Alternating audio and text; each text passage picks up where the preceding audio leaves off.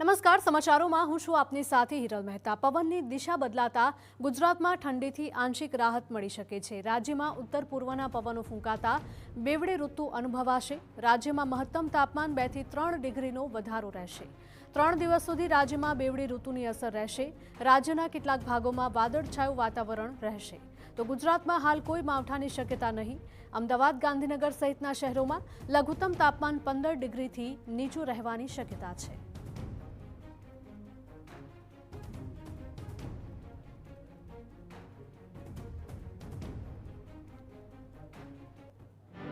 Minimum ટેમ્પરેચરમાં જોઈએ તો એ સૌરાષ્ટ્ર કચ્છમાં નોંધપાત્ર વધારો થયો છે અને બાકી બધા નોર્થ ગુજરાત અને સાઉથ ગુજરાતમાં બધે જાજો ફેર નથી પડ્યો ટેમ્પરેચર્સમાં।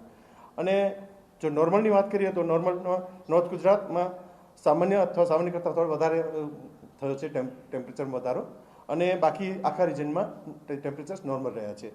અમરેલીમાં 12.0 ડિગ્રી સેલ્સિયસ નોંધાયું છે, સૌથી આખા રિજનમાં સૌથી ઓછું। અને અમદાવાદમાં 14.8, ગાંધીનગર 12.8, નલિયા 13.2 અને ભુજ 16.0 એ રીતે રેકોર્ડ થયેલ છે આખા ગુજરાતમાં મિનિમમ ટેમ્પરેચર્સ। અને જો અત્યારે આગાહી કરીએ આની ફોરકાસ્ટની તો 3 થી 4 દિવસ માટે 2 થી 3 ડિગ્રી જેટલું તાપમાન વધશે। એ પછી કોઈ નોંધપાત્ર ફેરફાર થશે નહીં બાકીના દિવસોમાં।